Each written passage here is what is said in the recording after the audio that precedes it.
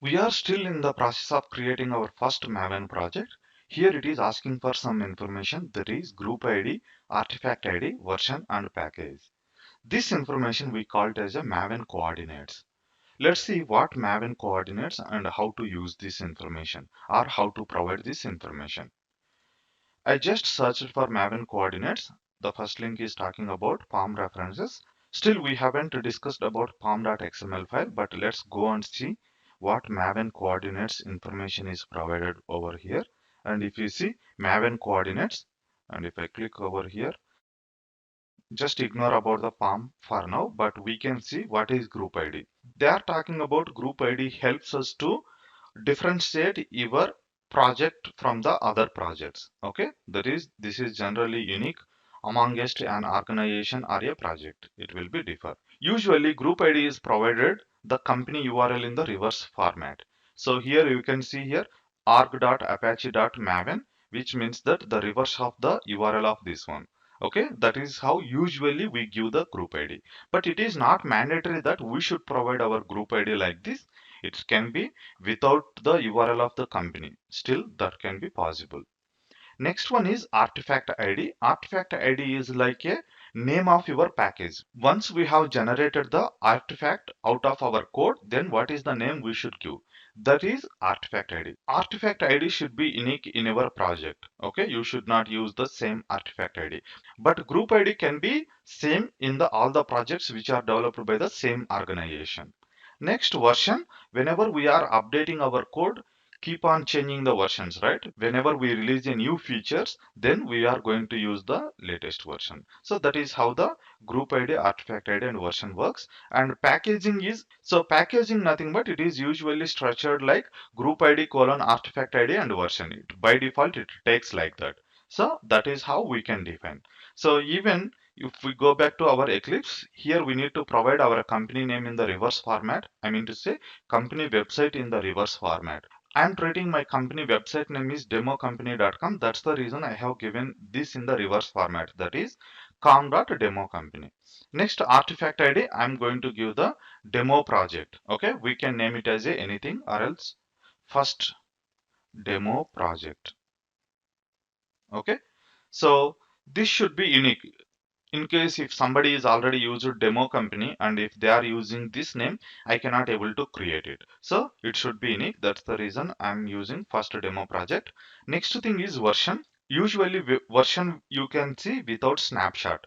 Okay, but if we are using snapshot means it is not tested completely or it is not production ready application. So that is the indication it is going to give if we add the snapshot. If you don't need, you can delete it. So you can able to use without snapshot, which means that it is like a production ready. But in our case, I'm not deleting, let it be the snapshot version. Now if you see the package name, by default it is taken as a com.democompany.firstdemo, and we can give the version as well at the end of this project, but let it be the group ID and artifact ID for now.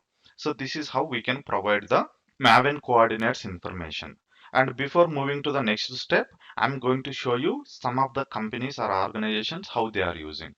I just searched for Maven repo for Spring Boot, and if you see Maven repositories, and if I click on this, and here these all are the packages or applications which are developed by Spring Boot organization, and they have given for these applications they have given a group ID called Spring Framework Boot. And if I take any application or package in this one, they will have the group ID as a common. Now let's go with the Spring Boot starter test. I'm just going inside this particular application or package having the multiple versions because they will be keep on introducing the new features. So let's go with the latest version which released on February 2021. And if I click on this one, you can see here there is a code. You can see Maven tab, and there is a code how you can use this particular package or application in your application. So we need to take the group ID, artifact ID and version. By using this information, we can call these packages or applications in our project. Okay, and if you observe the group ID, you can see here that is org.springframework.boot. Okay, this could be the URL of the company they have given in the reverse format. And artifact ID, they have named it as a Spring Boot starter test. Okay, same artifact ID they have given, and version, this is the version. Okay, that is how they are going to provide. And this group ID could be common for other packages as well. There is no change, but the artifact ID keep on changing.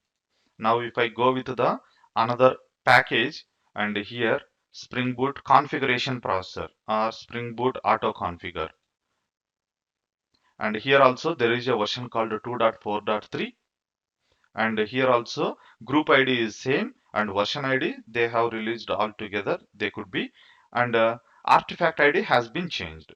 So if we wish to use this one, we need to use this information. We are going to talk about this code whenever we are discussing about pom.xml. Now go back over here. That is how we have provided. Even if I go back and while selecting other application or other artifacts in my application, you can see here this is the arc.apache.maven.archetype. This is the group ID they have given, artifact ID and version. So with this information, I could able to select it. Because it is a Eclipse, it automatically propagate. If you are using like a Linux, or if you want to update on your own, you should provide this information manually. Okay, that we are going to talk about in the later sessions. For now, anyway, we have selected this one. Go to the next. We have provided our Maven coordinates, our group ID, artifact ID, and version. And let's finish to create the project. This is how we can create a Maven project on Eclipse, or a developer can create a project. That's all for this lecture. In next lecture, we are going to see the directory structure, how it get created whenever we create a project by default. Thanks for watching and see you there.